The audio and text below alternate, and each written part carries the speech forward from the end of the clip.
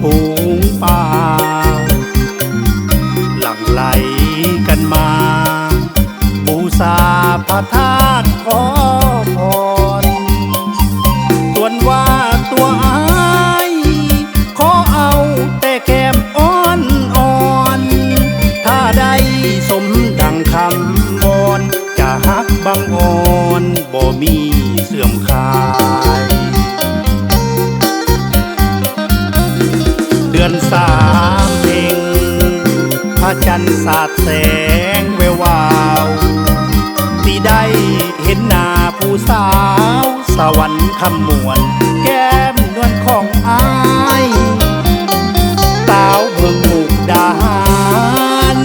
กาฬสินธุ์บึงกาฬน้องคายสาวสกลอุดรแฟนอ้ายผู้บ่าวฝั่งซ้ายยังฮักเจ้าเสมอสาวธาตุพนมตาคมน้องงามดีลีงานทาสปีนี้บุญมีจึงได้พบเจอหมายปองดอกฟ้าน้องมาเป็นแฟนอยู่เด้อเลิกงานสิไปขอเธอแก้มขาวแก้มนวลสาวเมืองนคร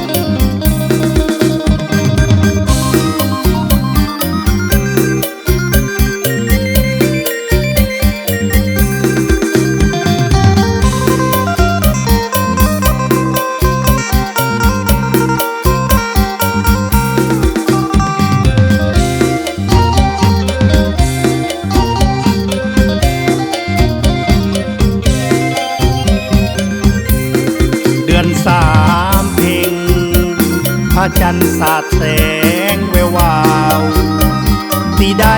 เห็นหน้าผู้สาวสวรรค์คำมวลแก้มนวลของอ้ายสาวเมืองมุกดาหารกาฬสินธุ์บึงกาฬน้องคายสาวสกลอุดรแฟนอ้ายผู้บ่าวฝั่งซ้ายยังฮักเจ้าเสมอสาวธาตุพนมตาคมน้องงามดีลี